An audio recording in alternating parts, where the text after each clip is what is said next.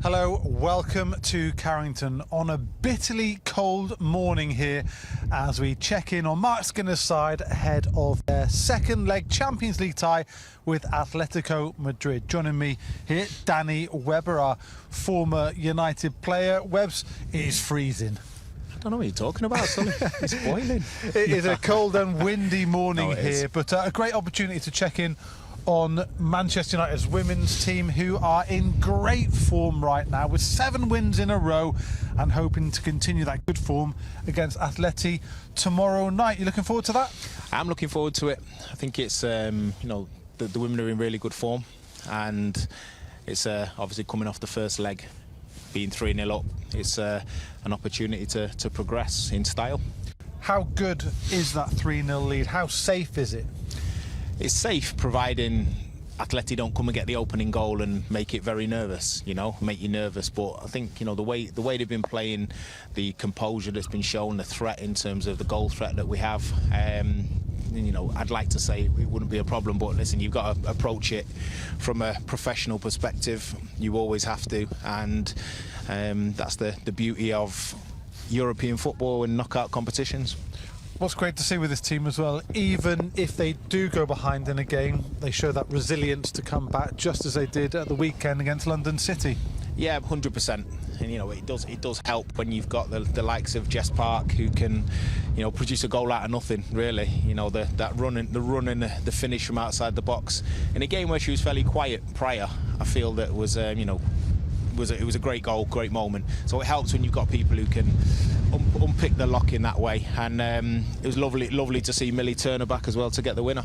Great shout. Yeah, it was great to see Millie back. Credited with the assist as well for Jess Park's goal. I mean, you love to get credited with an assist when basically your teammate does all the work and smashes one in from distance. But for her to get the winning goal back in the team, it's just great to see.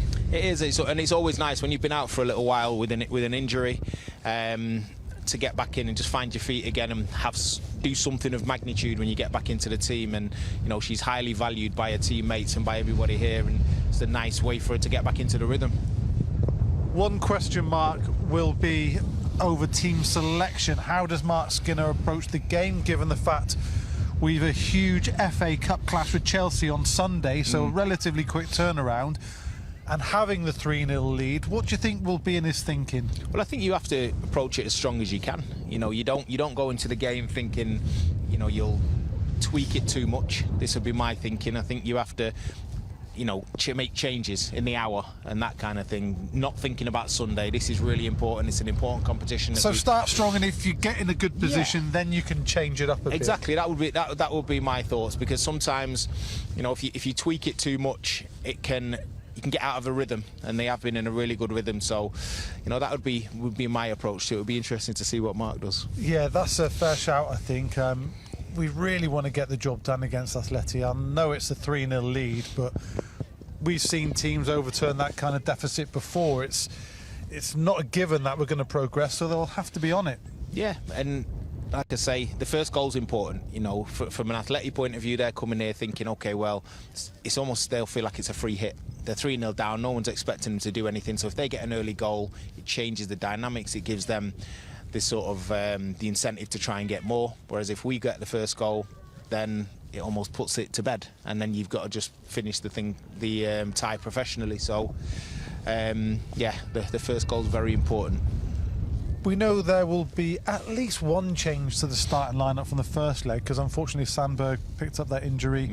Maybe Gabby George might start. We'll have to wait and see, but there will be a change. It's never nice to see a player pick up an injury. It was a particularly difficult pitch, so I understand, out in Madrid as well. Yeah, and it isn't, but it's part of the game. It's what you sign up to when you want to play and stay fit, and you do everything in your power to do that. But unfortunately, there's times where you do get injured, and as you say, the pitch didn't help. It doesn't help when they're not great. But again, part of the conditions. It's the same for everybody, and I'm sure she'll do the work and get back fitter and come back in a positive manner. Yeah, Mark did say actually after the trip to Madrid that even though the pitch was difficult, it's obviously the same for both teams. So Atleti would have struggled with that pitch as well. Not the case at the weekend. at Lee, where it's a much better surface. And they did really well against a London City side who are, 6th in WSL, you know, pushing for a higher position. It was a well-fought victory. Yeah, and it shows you've got to have different sides to you. You know, sometimes games are easier, and then they've got to have the character when you do go behind to step up as individuals, as a team, and make sure that you capitalise on key moments. And I think that's something that this team's got, real character. And you know, you can see by the position in the league, obviously City are far ahead, but yeah, there's been a consistency. City's got less games, so that's helping them. Yeah, United have played more games than anybody else in WSL. Well, that alongside the fact that, you know, there's a cup final to be played against Chelsea, which is very winnable. Looking forward to that. So listen, there's loads to play for, and it's going to take all the character, all the togetherness, and the quality that's out there to bring home a trophy this year. I know it's often said that winning breeds winning, and we're on 7 wins in a row since a 0-0 draw with Arsenal. Yeah. Now, that is fantastic form. How does it help you as a footballer when your team is in a run of form like that? Well, I think there's like a togetherness and a trust that you build, that everyone's doing their jobs properly. I think if you're a sub and the team's winning, you want to come on and play a part in it to try and earn yourself into the team. So it actually makes it a lot easier for the manager, because it's like a well-oiled machine that's working really well. So from Mark Skinner's perspective, he won't necessarily have people knocking on his door as much as he would do if the team was losing. The players that are out the team, they kind of got to wait for your chance and take it when it comes. So it's a healthy competition, and you know, like I say, the camaraderie plays a big factor in that, and you've got people coming in every day wanting to get better, wanting to get themselves established in the team if they're not in it. And if you are in the team, you know, you're fighting for your place. So that's a really healthy dynamic to have. You mentioned camaraderie. You can see it on the pictures we're bringing you live here now. They just have a great bond, these women. The team spirit is fantastic. Of course, like you say, it does help when you're winning lots of football matches, but they've always been this together. They have, I mean, for numerous years now, and obviously the personnel have changed, but the culture of the women's team for a number of years has been really good. They've got used to winning, they've got used to competing at the top. You know, if you're watching a lot of the games, even against your Chelseas and your Cities, etc., they're very tight.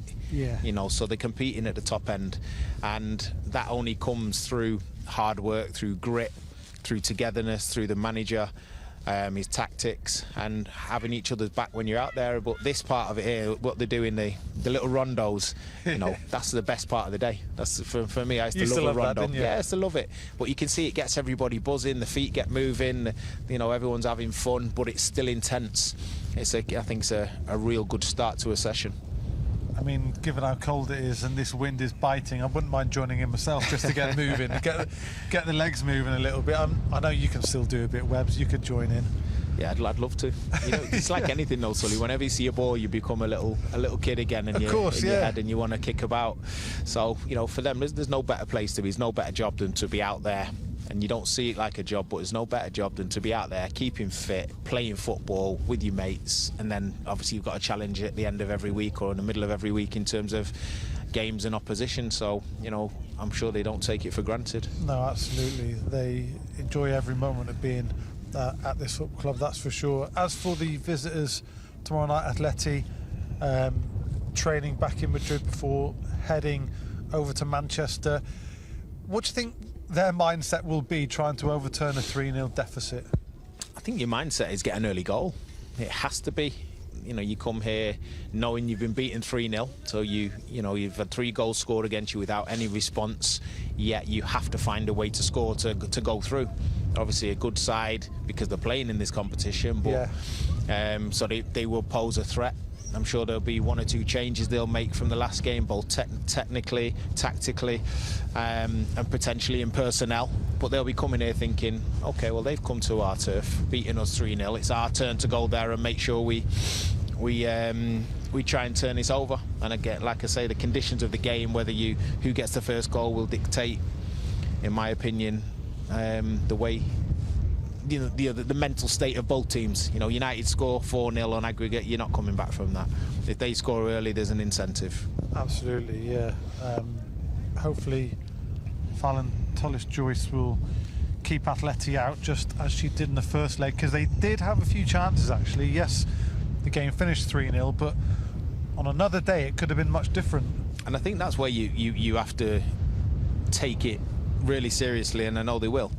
I think the fact that they can and did create chances, and obviously they didn't score them on the night, but it can be a totally different encounter tomorrow. So it's focus, concentration, and making sure that you get the job done. I know, watching this session live now, I guess it won't be too heavy, will it, with the game tomorrow night? I mean, we've just seen the rondos and now just a little bit of fitness work, but they won't be doing too much today. No, they'll manage the load as always. They'll be short, sharp, making sure that everybody's aware of the tactics, the movement. From a defensive perspective, what's your shape like? Because obviously, when you win the ball, you expand as a football team, and you make the pitch as big as possible. And then it'll be okay if we lose the ball. How do we get back in our positions, so that everybody, all the details taken care of? And it's repetition of good habits. The day before a game, you want to be bright. You go in, you have your fuel, you get your food on board and your shakes, etc. And then it's about rest and making sure that you relax tonight, you relax before the game tomorrow, but you're mentally focused on the job at hand. Yeah, 'cause it's quite a long kind of wait for the 8 p.m. kickoff tomorrow, isn't it? It is. And it's how you manage your time there. Look at the wind's really blowing now as the balls are being blown over towards us. Hey, this is Carrington at its finest. The wind is, the wind is there. It's not for the faint-hearted. it is. I just can't explain to our viewers just how cold and biting this fierce wind is. We're very exposed out here. We are. It's always been the same, Sully. I was here on the very first day it opened, and it was cold. And the thing is, you don't notice it when you're playing. You're out there, you're just getting on with it. Obviously, they've got the right clothing, so you don't notice it. It's when you stood around. Well, you were telling me when you were here, when Brian McClare and Mick Phelan were the managers of the reserve team, then they would get you doing plenty of laps of this place. That would keep you warm. Yeah, I mean, that was, you'd obviously do the rondos in the morning, but then Chocky would make us do 2 laps. And it's funny how 25 years later, the shouts, they're still ingrained in the back of your mind. Can you hear his voice booming over now? Telling you, pace and hold, pace and hold. But no, it was great times, and listen, the facility is fantastic for everybody, and the pitches, if you look at them now, there's not a mark on any of them, so there's zero excuses for a bobble, there's zero excuses for a miscontrol, but every reason for you to come here every day and get better. Yeah, it's a really lovely facility here we have at Carrington now. Obviously, we've had the remodelling of the main building, which is lovely, and the pitches have always been excellent, just as they are right now. And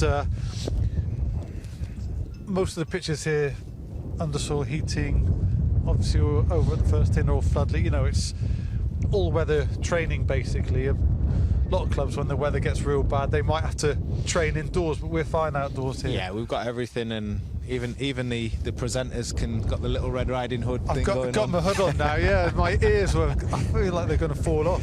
No, it is, but no, the facility is fantastic, and which is what you'd expect of an elite football club. So, like I say, zero excuses, and you've got every tool available. If you're a player walking into this football club at any age, wherever you are, you've got every tool available to be the best version of yourself, and I think that's important. Yeah, let's get some final thoughts on the game then. So, 3-0 lead, and it's a healthy one. We still want as many people at Lee as we can possibly get, and supporting the team ahead of what is still a tricky tie, because as you say, that first goal could change things. Yeah, and listen, the fans make a huge difference. They always do, and they turn up. And tomorrow night at Lee, the support will be needed. It will be. Listen, it's a huge competition that we're playing in. Let's not forget that. And they'll be ready.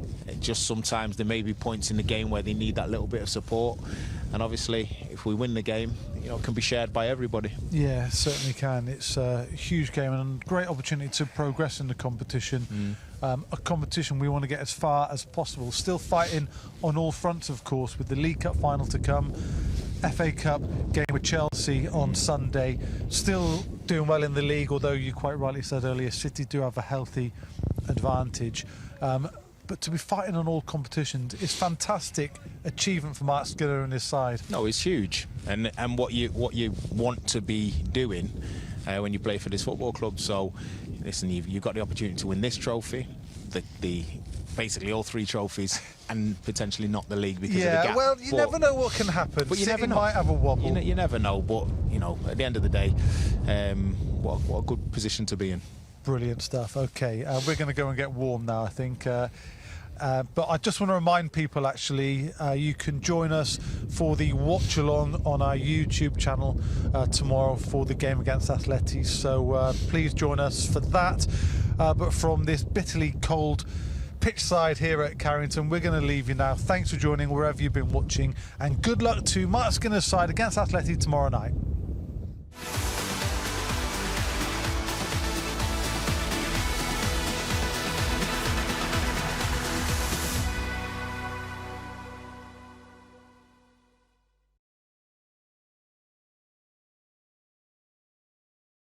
You've been dead fortunate, haven't you, to be brought up as a Manchester United fan? Yeah, I mean, it was a good job I made my own decision when I was younger, or else I'd have been